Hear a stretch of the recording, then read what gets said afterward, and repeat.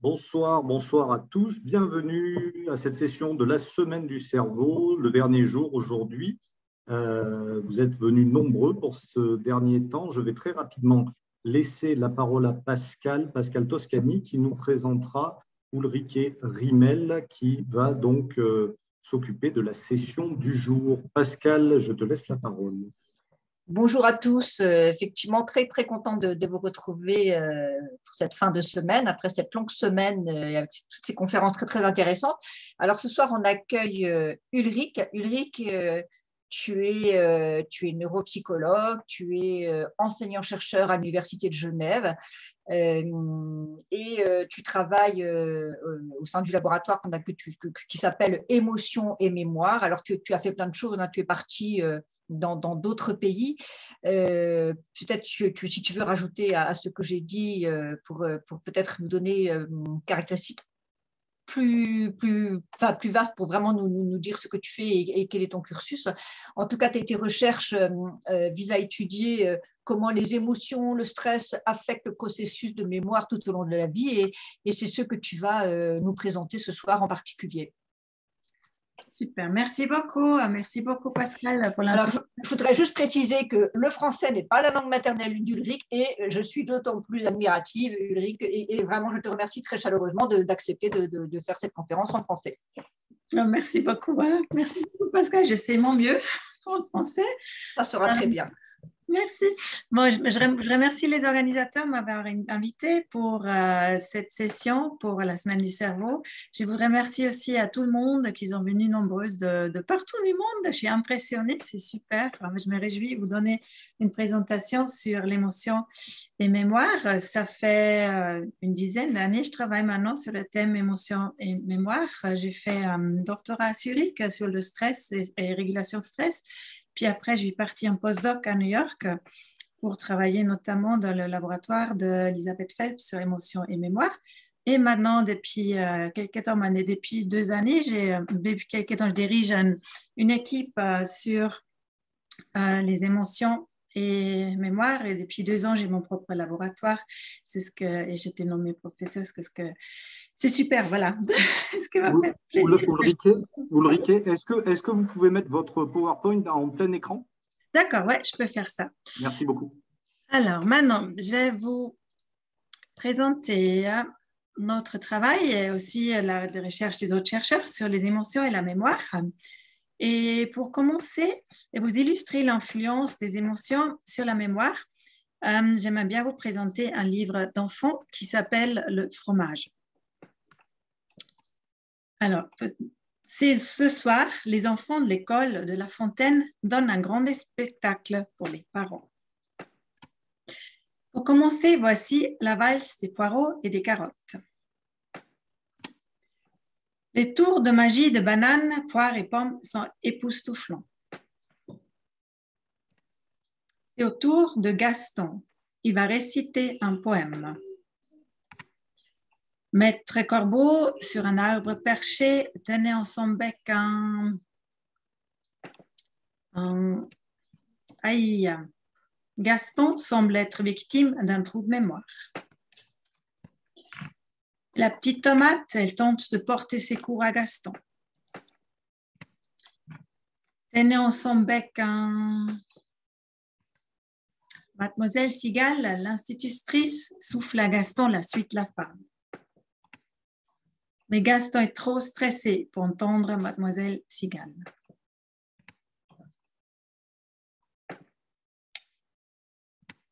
Et pauvre Gaston, il a tout oublié, la fête est ratée. Mais non, Gaston, c'est pas grave. Cela arrive à tout le monde. Allez, ne sois pas triste. Et le spectacle continue de plus belle avec les acrobaties des jambons et des saucisses. Ça se livre le fromage. Et j'ai pris ça pour vous illustrer que là, il y a une personne qui s'appelle Gaston et puis il vit une forte émotion, un stress et ça influence sa mémoire, notamment le rappel du mot fromage. Et pourtant, il vit cet épisode Mais c'est un épisode, il a oublié le fromage, mais en même temps, ça va être un épisode de sa vie. C'est probable qu'il va se rappeler plus tard, comme est tellement émotionnel. Et puis, c'est ça qui se passe avec les émotions. En effet, ça fait une modulation. Les émotions, et si le stress, modulation de plusieurs étapes de la mémoire, comme le rappel, mais aussi de l'encodage. L'encodage, c'est le temps pendant qu'on est dans une situation qu'on apprend, on vit un événement. Comme ici, Gaston, il vit cet événement d'être sur une scène et d'essayer de réciter le poème. Ensuite, pendant qu'il est sur cette scène, qu'est-ce qui se passe après dans son cerveau? C'est son cerveau va établir une représentation de cet événement. Alors là, le cerveau, il va stocker tout cet événement dans son cerveau.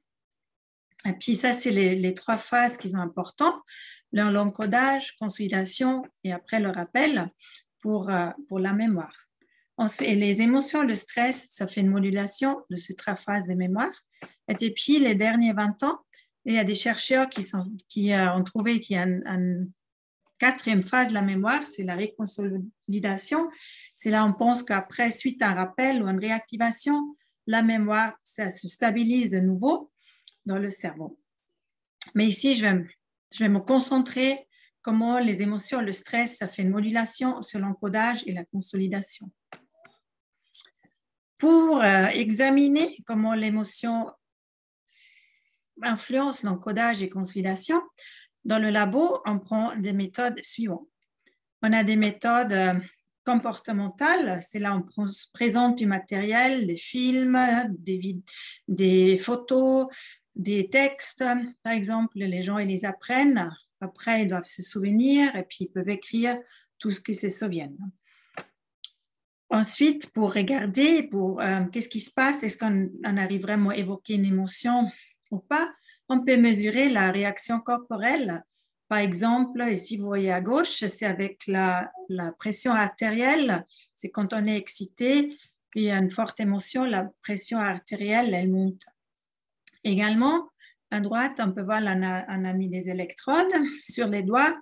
Ça sert à mesurer la conductibilité de la peau. Alors, si on est dans un état stressé, on commence à transpirer, et c'est là la peau, elle augmente sa conductibilité.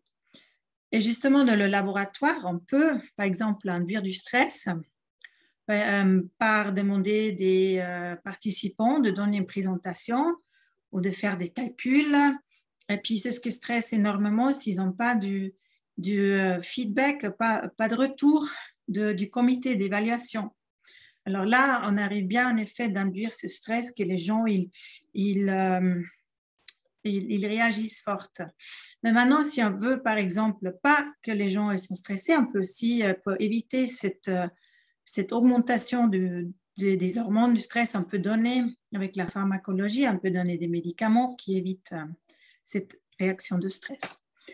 Ensuite, au niveau cérébral, il y a la électroencéphalographie que vous voyez ici à gauche. Et puis, il y a aussi la IRM que vous voyez ici à droite. L'électroencéphalographie, elle est très bien pour savoir les choses qui se passent vite parce qu'on peut vite enregistrer les ondes cérébrales. Et l'IRM, c'est très bien pour regarder aussi plus profond dans le cerveau, pour des structures plus profondes. Qu'est-ce qui se passe dans ces structures du cerveau, notamment l'hippocampe, l'amygdale, c'est des structures cérébrales qui ont une influence pour la mémoire.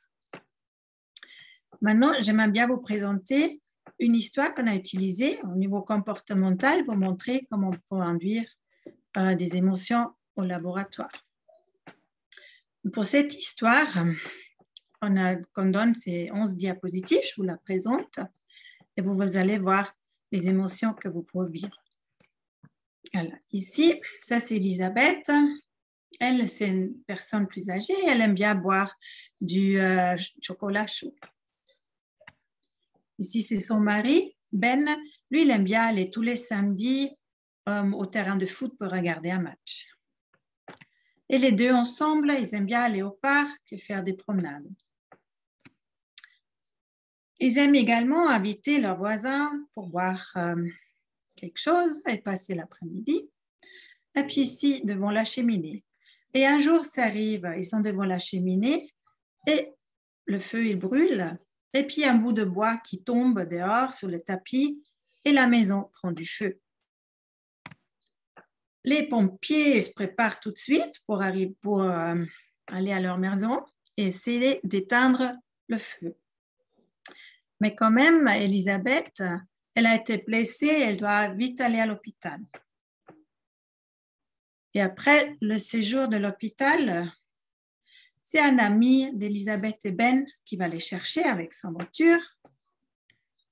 Et après qu'il les a déposés chez eux, leur ami va aller au kiosque pour s'acheter un journal et ensuite il va au parc pour lire le journal. Ça, c'est la fin. Si on donne une histoire de ce genre aux participants, peut-être vous avez remarqué, il y en a d'abord une première phase qui est neutre, où j'ai expliqué les choses sur les personnes, Ben et Elisabeth.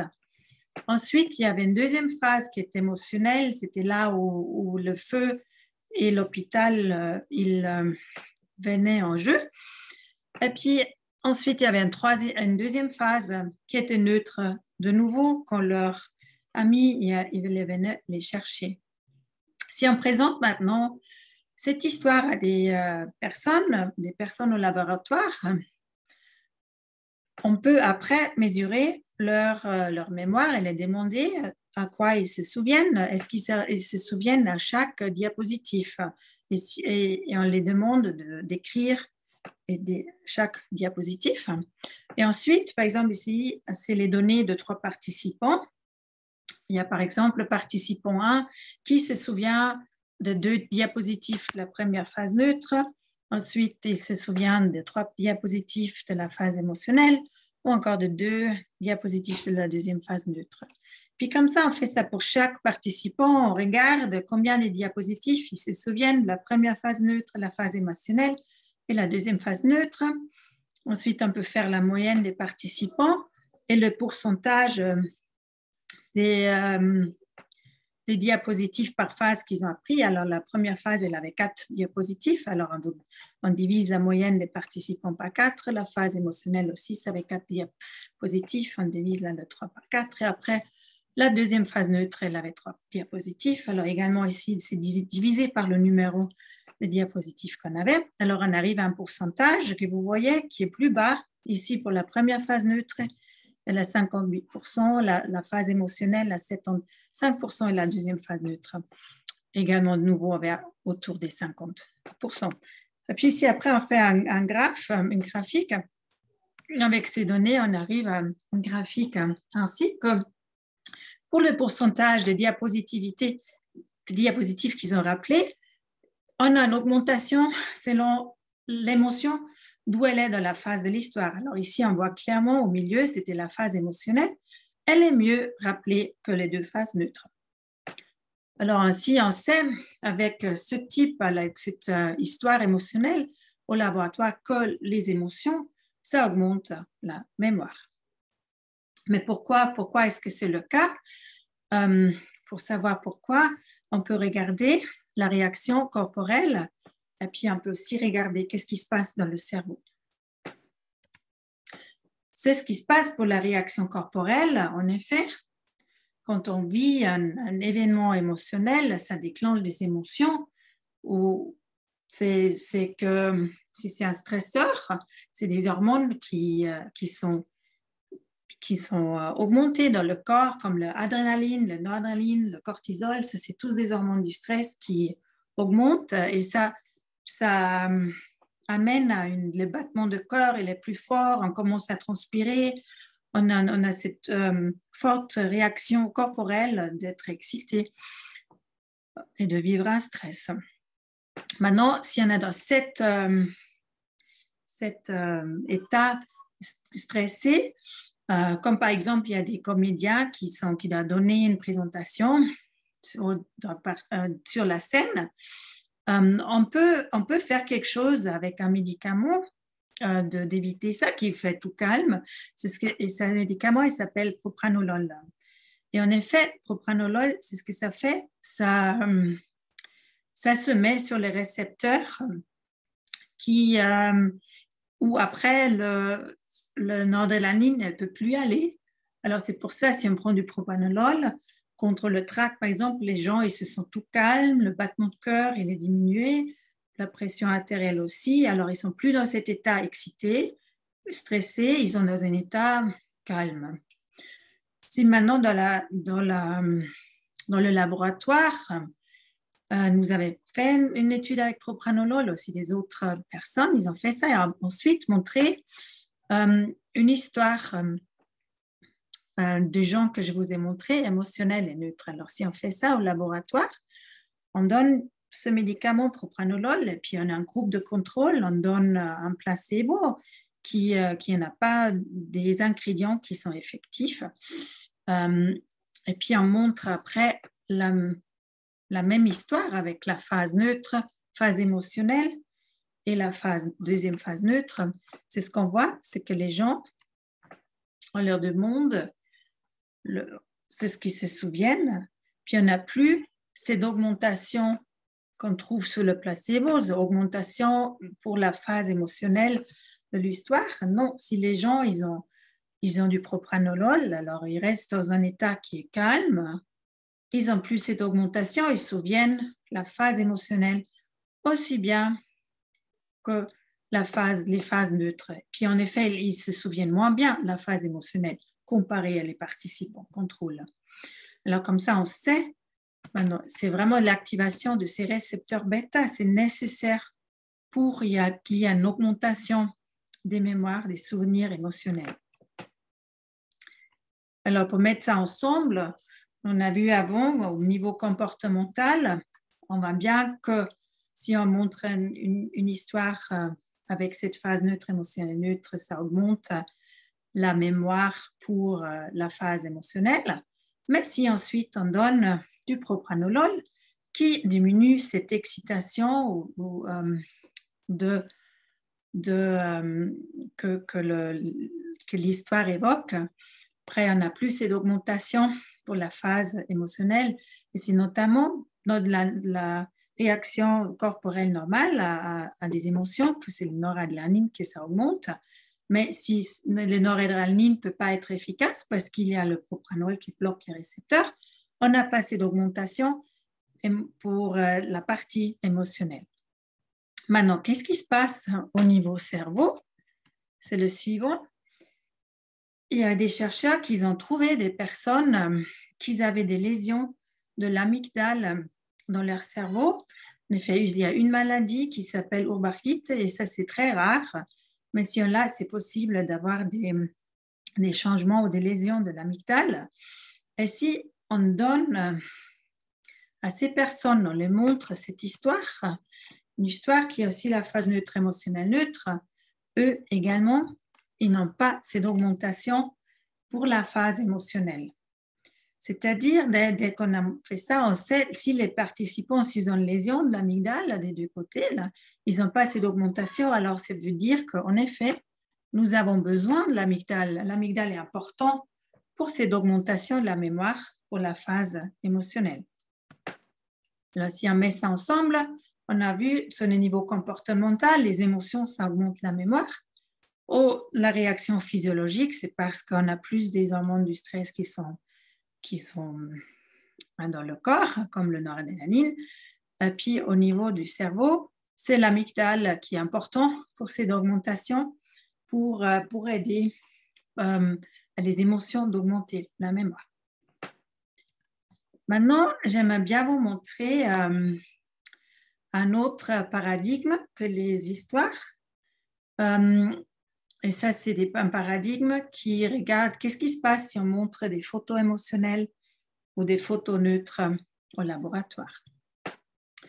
Là, ici, on a ça c'est une échelle, parce que d'abord, il faut choisir comment on choisit ces photos émotionnelles et neutres, comment on sait lequel est émotionnel qui est neutre. Là, il y a des grandes bases de données qu'ils ont prises, ils ont montré beaucoup de photos, et puis ils ont laissé les gens évaluer la valence de la photo et l'arousal de la photo.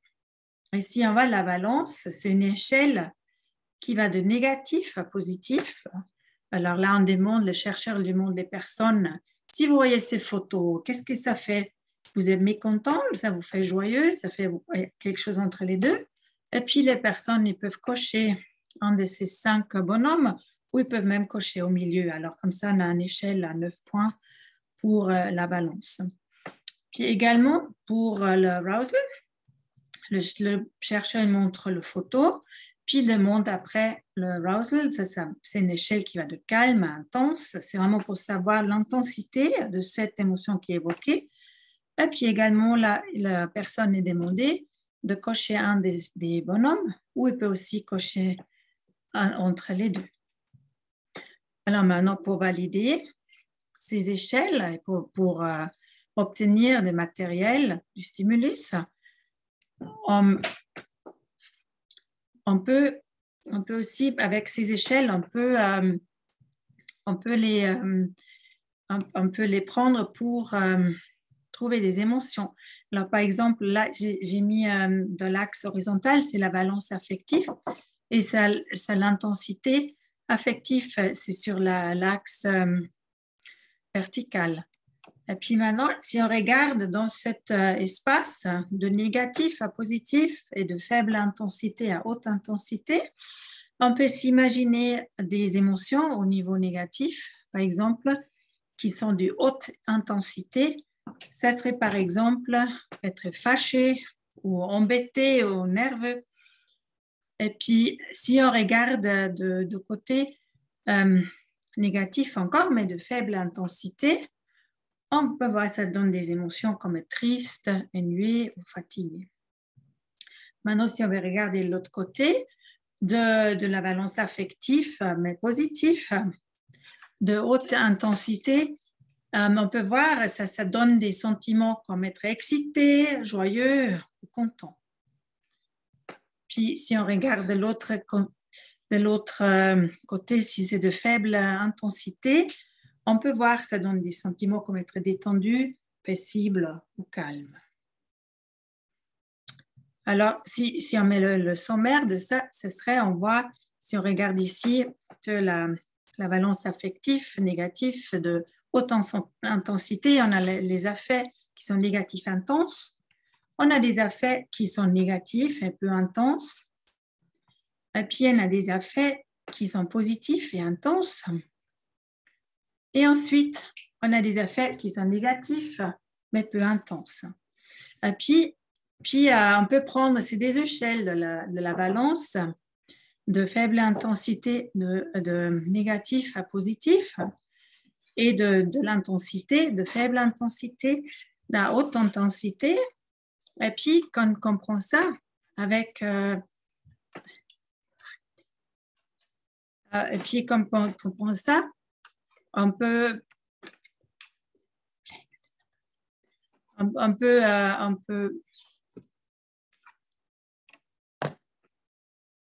je suis désolée, mes enfants m'ont dérangé, je les ai dit pas le faire. Voilà, je suis désolée. Alors, je continue. Voilà. Alors, si on prend ces deux échelles, de négatif à positif, de arousal, de calme à intense, on peut monter, et on montre des photos. Puis j'aime bien que vous preniez un peu de temps pour évaluer, par exemple, ces photos, la tasse, qu'est-ce que ça évoque en vous? Est-ce que c'est sur l'échelle négative et positive? Qu'est-ce que vous mettrez? Ou de arousal, de calme intense? Ou ensuite, par exemple, ce photo qui évoque peut-être un arousal, c'est assez intense et assez négatif. Ou ensuite, par exemple, ce photo qui est plutôt positif et calme. Alors, comme ça, vous voyez un peu tout. On peut montrer beaucoup de ces types de photos. Et c'est ce qui était fait, beaucoup des photos être montrées. Il y en a beaucoup des participants qui ont évalué le valence et arousal. Et ensuite, avec ça, les chercheurs ont pu établir des bases de données standardisées. Ensuite, si on prend maintenant des photos comme ça, émotionnelles et neutres, et on les montre au laboratoire, il y a une période d'encodage, montre au laboratoire. Après, on fait un test de reconnaissance où on montre de nouveau ces photos, puis on les mélange avec des autres photos que les gens n'ont jamais vues. Et on peut faire un test de reconnaissance. On les demande est-ce qu'ils se souviennent du photo ou si c'est un nouveau photo. Et puis, si c'est au niveau qu'ils se souviennent du photo, on peut les demander deux choses. Si c'est ce souvenir, en effet, ça, c'est on peut tester. Est-ce que la mémoire, c'est un contexte ou est-ce que c'est familier? Ça, c'est une mémoire qui n'a pas de contexte. Alors, ça, c'est le paradigme, ce souvenir familier. En familier, j'ai déjà vu cette image ailleurs. Alors, ça, c'est vraiment une image qui est familier, l'image qui est connue. Et puis, c'est sans souvenir d'un épisode spécifique. Cependant, quand c'est une image qui évoque le fait de se souvenir, ça c'est une image, on peut se souvenir avec contexte. Par exemple, si on se souvient avec contexte, par exemple, quand on revoit cette image du serpent, il y a peut-être une personne qui se rappelle, ah oui, ça c'est, je me rappelle des yeux jaunes, de la bouche ouverte, et ça me fait penser la visite au zoo. Ensuite, c'est-à-dire cette image, il rappelle un détail qui est spécifique de l'épisode d'encodage, par exemple un détail visuel, une pensée ou un sentiment. Alors, nous, on a fait ça, on a montré des photos émotionnelles et neutres, et ensuite, ils ont fait ce test de reconnaissance où ils ont dû dire est-ce qu'ils se souviennent, est-ce que c'est familier ou c'est une nouvelle image. Et c'est ce qu'on voit, en effet, qu'il y en a plus de photos émotionnelles que les gens se souviennent, où ils donnent vraiment la réponse se souvenir. Il y a plus de photos correctes de se souvenir. Et il y en a moins pour le familier. Alors, les personnes, ils donnent moins souvent la réponse familier pour les images émotionnelles comparées à les images neutres. Et pourquoi? Pourquoi est-ce que ça, c'est le cas? Est-ce que la mémoire pour ces photos émotionnelles, pourquoi c'est augmenté? Est-ce que ça, c'est lié à la mémoire pour les détails ou pour le contexte? Alors, nous, on a pensé, on aimerait bien savoir pourquoi on a plus de réponses qui sont correctes avec ce souvenir que familier pour les photos émotionnelles comparées à les photos neutres. Si maintenant on regarde, par exemple, les photos, les réponses que cette personne elle a données, alors par exemple, pour ce serpent, il disait « Ah ouais, je me souviens des yeux jaunes, de la bouche ouverte ». Alors ça, c'est des types de réponses qui sont vraiment liées aux photos soi-même. Alors on a les yeux jaunes ou la bouche ouverte, voilà. C'est alors des détails de la photo et ça, c'est des caractéristiques visuelles. Par contre, si on a des associations externes ou des choses du contexte, par exemple, cette photo, ça me fait penser à la visite au zoo. Ça, c'est un souvenir du contexte. Alors, nous, ce qu'on a fait, en effet, on a refait cette étude. On a montré des photos émotionnelles et neutres. On a fait 1 heure de pause. Ensuite, on a montré de nouveau les photos émotionnelles et neutres. Puis on les a demandé, est-ce que les gens ils se souviennent, c'est familier ou c'est nouveau? Et puis quand ils avaient écrit ce souvenir, je les ai demandé pourquoi. Puis je les ai demandé de classifier ces réponses de ce souvenir. On les a classifiées. Est-ce qu'ils ont dit se souvenir parce qu'ils se souviennent d'un détail de la photo? Ou est-ce qu'ils se disent se souvenir parce qu'ils se souviennent du contexte?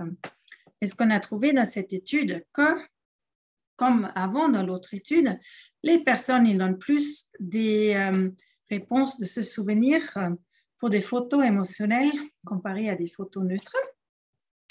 Et c'est ce qui était très intéressant. Là, vous voyez à gauche, ça, c'est les réponses de souvenir avec la mémoire du détail du photo. Et ça, c'est plus haute pour les rouges, alors pour les émotionnels comparé à neutre. C'est-à-dire, les gens ils disent « je me souviens de cette photo émotionnelle » et en effet, ils se souviennent parce qu'ils connaissent encore un détail spécifique visuel de cette photo. Par contre, ils se souviennent moins bien du contexte. En effet, on voit à droite, on voit la mémoire du contexte, c'est plus haute pour les neutres que comparé les émotionnels. Alors, c'est-à-dire, et puis ça, c'était montré maintenant dans plusieurs études de notre laboratoire, mais aussi plusieurs études des autres chercheurs de l'autre laboratoire, que même si la mémoire pour des choses émotionnelles s'est augmentée, pour la chose soi-même, pour les détails visuels ou la photo soi-même, oui, c'est augmenté. La mémoire pour le contexte dans lequel cette photo émotionnelle ou un événement émotionnel était vécu, en effet, c'est moins bien pour les choses émotionnelles que pour les neutres. Puis on a fait ça avec beaucoup des types de contextes, avec des couleurs de cadre autour, ou colorier toute la photo dans une couleur, ou mettre des points, ou mettre un objet dans les photos. Et puis c'était toujours la même chose. La mémoire pour la photo soi-même s'était augmentée si c'était une photo émotionnelle, mais la mémoire pour ces choses contextuelles, ils étaient diminués si c'était émotionnel comparé à les photos neutres. Alors, c'est vraiment pour la mémoire du détail, c'est important. C'est vraiment l'émotion. Il y a une chose en anglais, ça s'appelle le weapon focus. Alors, il y a vraiment quand il y a un événement émotionnel, par exemple un crime, et quelqu'un il prend un pistolet, et puis là, les gens qu'ils ont agressés, ils ont le regard sur le pistolet, ils se souviennent très très bien du pistolet, ou la couleur du pistolet, ou tout ça, les choses émotionnelles soi-même. Mais après, la mémoire pour les gens autour, ça diminue. Là, c'est vraiment l'émotion, ça aide à augmenter la mémoire et les détails de mémoire du chose émotionnelle. Alors maintenant, on a vu que, aussi avec ce paradigme dans le laboratoire, que la mémoire pour des photos émotionnelles est augmentée. Et ça, c'est lié à une meilleure mémoire pour les détails de ces images, mais une mémoire qui est pire en effet pour le contexte. Maintenant, on peut regarder aussi sur la réaction physiologique et la réaction du cerveau. Alors, comme je vous ai dit avant, quand il y a un événement émotionnel qui passe, on est stressé, ça a un effet sur notre physiologie, ça change le corps, ou il y a une réaction corporelle, il y a des hormones qui sont sécrétées, qui sont augmentées. Et puis, battement cœur qui monte. Alors, il y a vraiment une réaction corporelle. Ou on peut le dire aussi si on prend une émotion, par exemple, on a l'émotion. Alors, par exemple, je suis triste. Puis, on a réaction corporelle. Alors, je pleure. Mais en effet, des chercheurs, ils ont vu que ça va dans les deux sens. C'est aussi l'autre sens que le corps, il change l'état corporel, ça change les émotions qu'on a.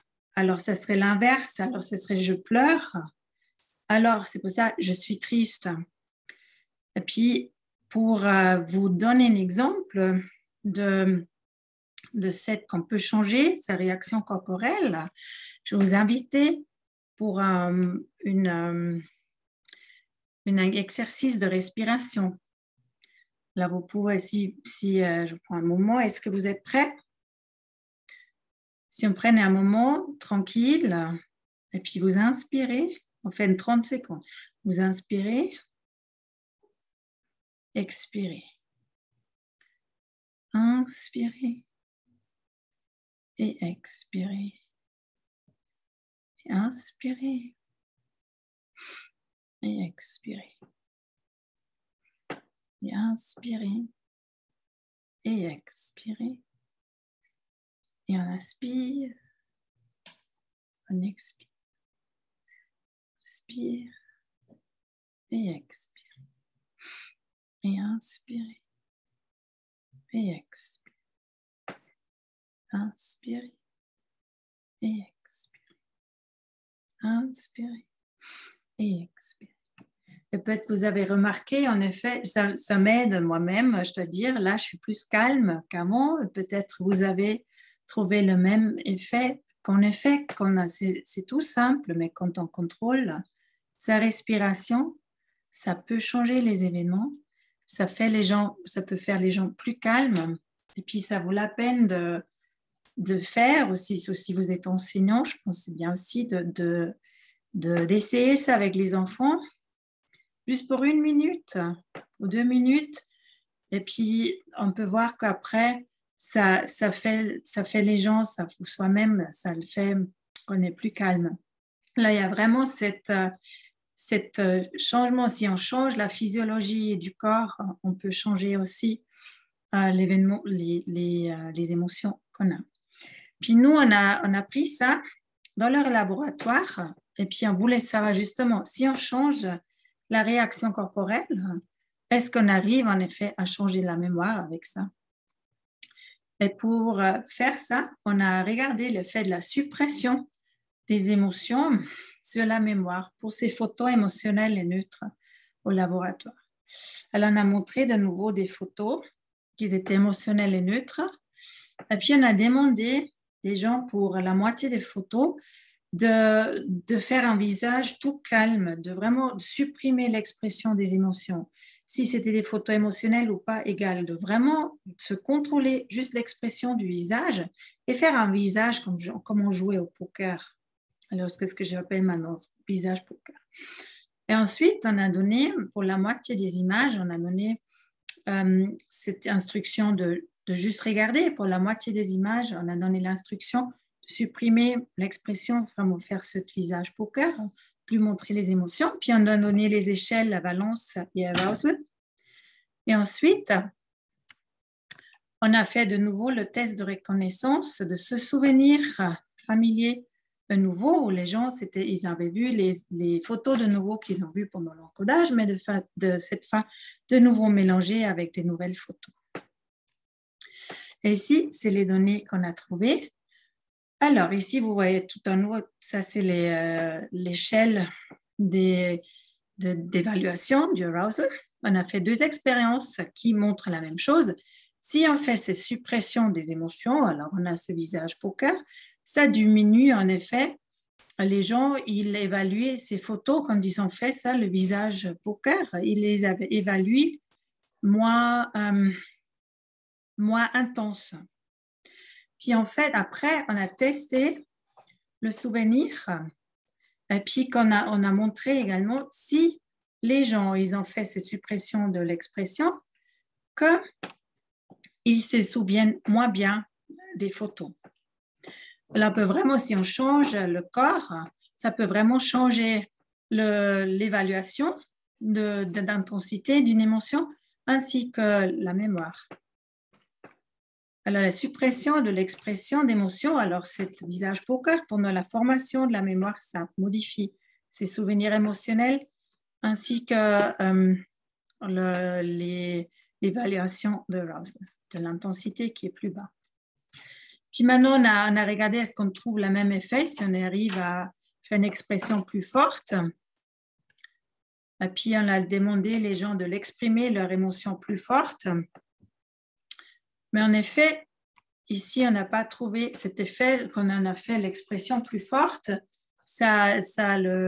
L'évaluation du arousal, ça restait la même chose.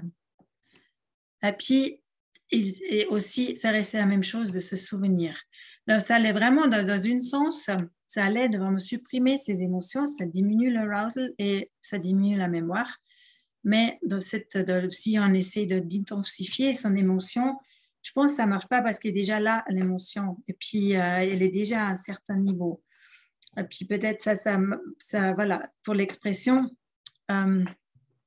de l'émotion, on ne peut pas le faire plus fort, en effet. Même si on voit presque que les gens là, à gauche, ils font un peu un rating d'échelle plus haut. Alors, de faire l'expression, d'intensifier l'expression de l'émotion, ça n'affecte pas l'évaluation du arousal, ni la même. Alors, maintenant, pour un petit sommaire, on a vu qu'au niveau comportemental, la mémoire est augmentée. Ça, c'est lié à une meilleure mémoire pour les détails des images, mais à une mémoire pire pour le contexte.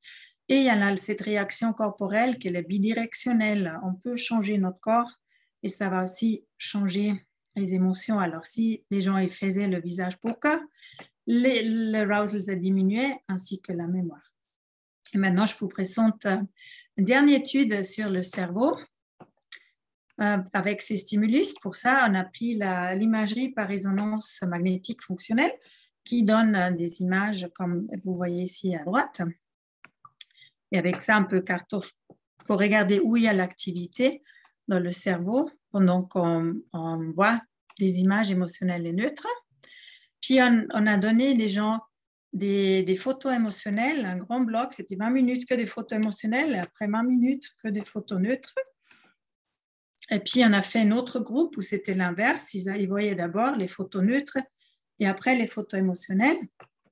Puis ensuite, on a testé leur mémoire. Et ce qu'on avait trouvé, qu'en effet, c'était seulement dans la groupe. S'ils ont d'abord les photos émotionnelles, ça les met dans un état plus d'excitation, plus de arousal, et puis la physiologie, alors la conductibilité de la peau, ça augmente. Et puis en effet, ça reste dans le temps. C'était même encore augmenté pendant qu'ils ont regardé les photos neutres. Alors ça prend du temps de diminuer. Alors, et puis ici, c'était pratique. C'est ce que ça a aidé. Ça a même aidé à augmenter la mémoire pour des photos neutres. Et puis dans le cerveau, on a trouvé de nouveau que c'était lié à l'activité de l'amygdale. Et puis on avait trouvé aussi une activité cérébrale globale que ça ressemble plus d'un état émotionnel pendant qu'ils ont regardé ces photos neutres. Alors, si on dit ça en bref, les résultats de cette étude, c'est comme si vous regardez un James Bond et vous êtes tout excité. Après, on apprend quelque chose qui est neutre, par exemple l'anglais, et puis ça aide pour mieux se souvenir des choses neutres si avant on avait quelque chose qui a augmenté cette excitation.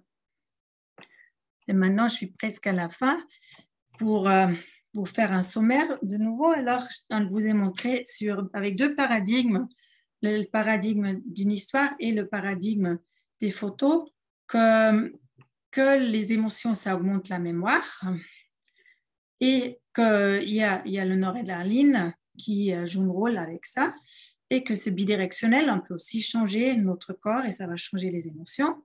Et au niveau du cerveau, l'amygdale, c'est une structure que vous voyez ici en rouge qui est très importante pour cette augmentation de la mémoire. Et si on revient sur l'exemple de Gaston, aujourd'hui, je vais vous parler comment l'émotion, ça change l'encodage, ça change comment on se souvient, et puis la conciliation. Et puis, on me fait pas mal de travail aussi maintenant sur le rappel, sur comme il y a le Gaston avec le fromage. Et puis ça, je dois vous présenter une autre fois. Et puis, je vous remercie beaucoup pour votre attention.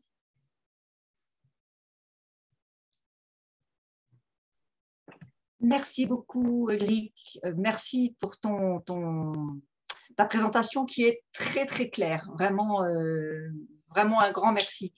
Ce que je vous propose, c'est soit vous prenez la parole tout à fait spontanément, soit vous pouvez poser une question dans le chat et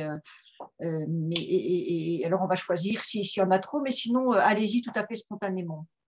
Alors, je n'ai plus accès. Oui. Allez-y. Vous m'entendez, oui.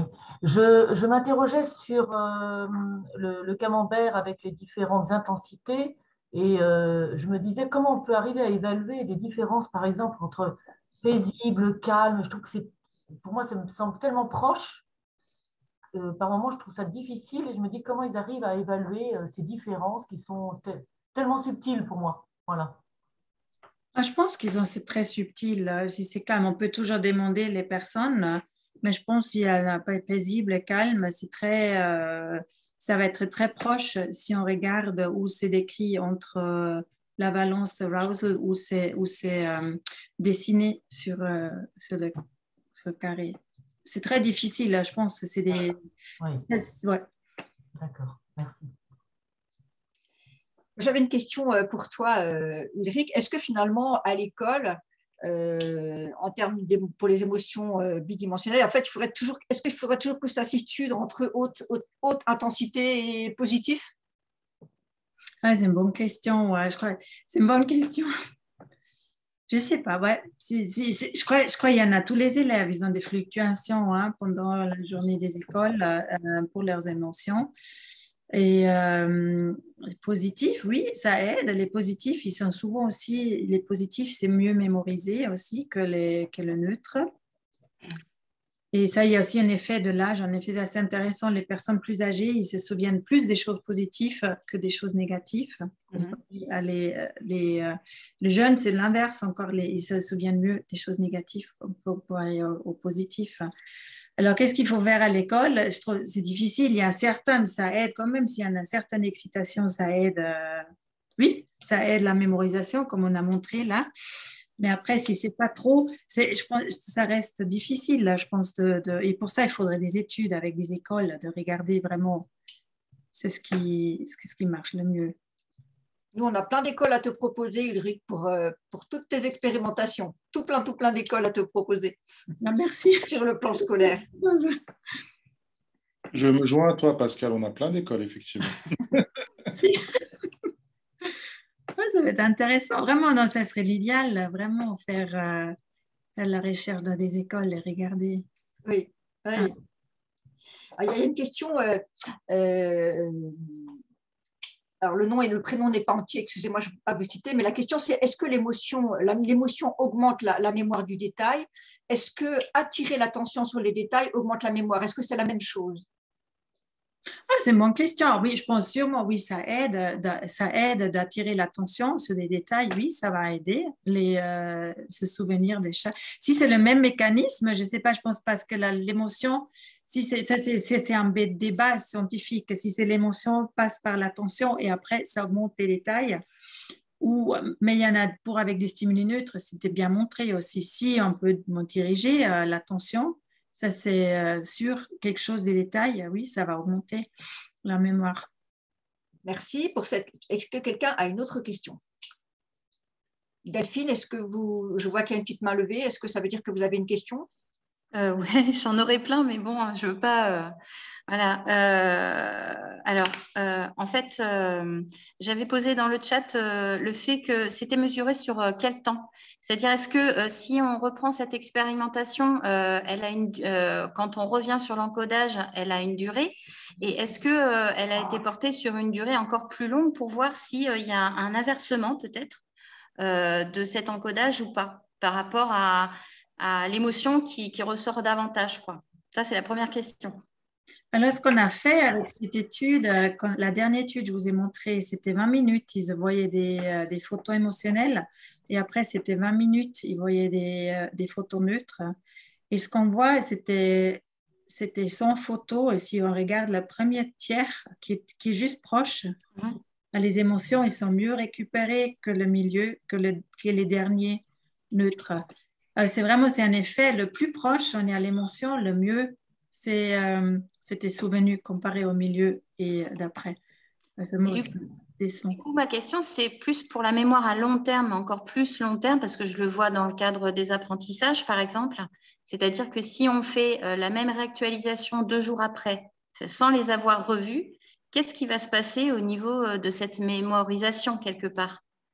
Mais le plus vous testez, le mieux ça va être retenu. Alors, parce que c'est chaque fois qu'on teste, ça fait une réactivation, ça va consolider la mémoire. Et après, c'était une remarque, en fait. Le problème, c'est que dans le cadre de la classe, par rapport à ces émotions qui permettent justement de mieux encoder quelque part, le truc, c'est que dans la classe, en fait, il y a une multitude à la fois d'émotions et une multitude d'informations. Et on pourrait se dire que finalement, ils vont retenir des choses qui ne sont pas forcément à retenir parce qu'à un moment donné, il y a eu quelque chose d'émotionnel qui est arrivé. Donc, c'est intéressant parce que quelque part, on est un peu coincé. Comment il faudrait orienter ou enlever comme stimuli pour qu'ils retiennent vraiment ce qu'on souhaite faire retenir. Ben oui, ouais, c'est clair. Ça me semble très difficile à l'école. Je sais pas, mais nous, on a dans le laboratoire, on a tous des conditions standardisées. Hein. On a fait quelques recherches dans les écoles, on a montré aussi des stimuli émotionnels neutres, mais là, les enfants, ils se souviennent aussi plus des choses émotionnelles que neutres. Mais même là, il y avait une multitude des réactions aussi.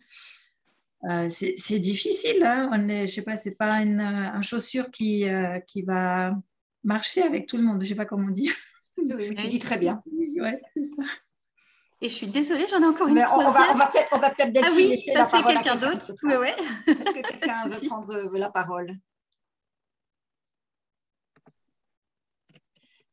Alors, sur l'aspect, Ulrich, moi je trouve un aspect très, très intéressant, c'est James Bond. On pourrait faire un espèce de James Bond pédagogique. Ça me semble intéressant comme outil pédagogique pour activer justement cette mémoire liée aux émotions qui ont été anticipées par quelque chose comme ce film dont tu parlais dans l'expérimentation. Du coup, c'est quelque chose qu'on peut relativement facilement exploiter dans le domaine scolaire. Oui, ça serait intéressant de le faire. Après, ça serait comme nous on a fait avec des stimuli photos, c'est la même chose ou pas avec un film. Ça faudrait regarder comment les élèves réagissent, mais ça peut être intéressant de regarder. Oui. Ouais. Mais je trouvais aussi ta réponse tout à l'heure intéressante parce que tu te situes du côté du laboratoire, donc tu es professionnel de la recherche, et puis les enseignants sont des professionnels praticiens en fait de l'apprentissage, et justement alors forcément c'est pas toi qui a les réponses à ça, mais je pense que dans ce que tu as dit, il y a vraiment des choses fondamentales à entendre et sans doute à réinvestir chacun d'entre nous avec les enfants. En tout cas, comprendre que les émotions favorisent la mémoire et que bien évidemment, chacun des enfants dans une classe, évidemment, il y a des tas de choses qui se jouent et qu'on ne maîtrise pas. C'est vrai d'ailleurs dans la vie aussi, ce n'est pas seulement vrai dans la classe. Et que je pense que c'est surtout cette information-là qu'il faut réintégrer comme on peut le faire avec les moyens du bord. Mais je pense que c'est vraiment une information fondamentale. C'est sans doute quelque chose qu'on ignore dans le domaine de l'éducation. On a l'impression que la mémoire, c'est quelque chose de relativement neutre, mais non, elle est forcément liée. Enfin, l'émotion, c'est ce qui donne vie à la personne, c'est ce qu'elle est, c'est tout ce qu'elle c'est tout ce qu'elle est dans son identité, dans son entité. À nous de voir comment à chacun d'entre nous de voir comment c'est applicable dans sa propre classe. Mais c'est une information fondamentale. Une question de Marine qui dit: est-ce que les enfants ont des intensités ou des valences d'émotions différentes de celles des adultes? Ouais, c'est une bonne question. Bon, il y en a des ratings, il y a c'est une bonne question. Bon, il y a, je sais pas, il y en a des évaluations normatives. Ils ont tout à fait montré les photos émotionnelles neutres. Ils ont une réaction émotionnelle à des photos émotionnelles et à des photos neutres. Après, ça se peut, il y a des choses qu'ils n'ont jamais vues, qu'ils ont pas. Je sais pas, ça c'est comme chacun de nous. Il y a des photos, je sais pas, des araignées. Si on regarde avec un œil chercheur, peut-être que comment c'est l'araignée, comment elle marche. Et puis il y en a d'autres qui ont une réaction du peur sur les araignées. Alors, je pense, mais en général, les émotions, alors, c'était normé, mais il n'y a pas toutes les photos qui étaient normées, mais les enfants, ils ont des réactions émotionnelles sur les photos émotionnelles, mais pas sur toutes les photos, c'est pas toutes les photos, c'est la même chose. Mais est-ce qu'il y en a vraiment un pattern, ou est-ce qu'on voit vraiment quelle photo, c'est pas le cas ou pas? Ça, je pense, les chercheurs, ils n'ont pas regardé. Hein. Je vois pas ouais. Oui. Autre question, alors je ne sais pas si tu pourras y répondre parce que, encore une fois, je ne sais pas si c'est ton champ. La question, c'est: est-ce que les émotions très fortes vécues à la naissance ou dans les 2 premières années peuvent avoir un impact sur la mémoire plus tard? Alors, je ne sais pas. Oui. Je ne sais pas. Je ne peux pas dire. Je ne sais pas. Je pense pas qu'il y a des études. Ça me semble très difficile à standardiser. Oui, ça supposerait de mettre je voulais dire une autre chose encore parce que ça m'est juste venu pour aider à les élèves de retenir des choses. Il y en a un modèle de Leila Davachi qui s'appelle Aegis, mais c'est vraiment, elle dit, c'est vraiment l'attention qui aide l'élaboration des choses, de vraiment élaborer, de réfléchir sur des choses. Ça aide la répétition et puis les émotions, c'est un des facteurs qui aident aussi. Oui. Ouais.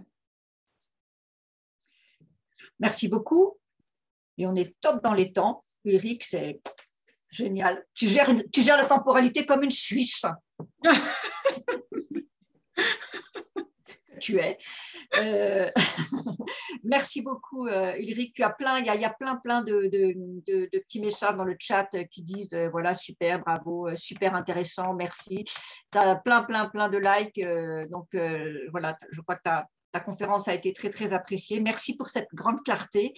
Ulrich, et puis vraiment on te remercie très chaleureusement d'avoir accepté de donner ton temps. Je vois que tes gamins sont derrière et qu'ils attendent désespérément que maman leur revienne et que ça commence à bien faire ces temps de conférences en ligne.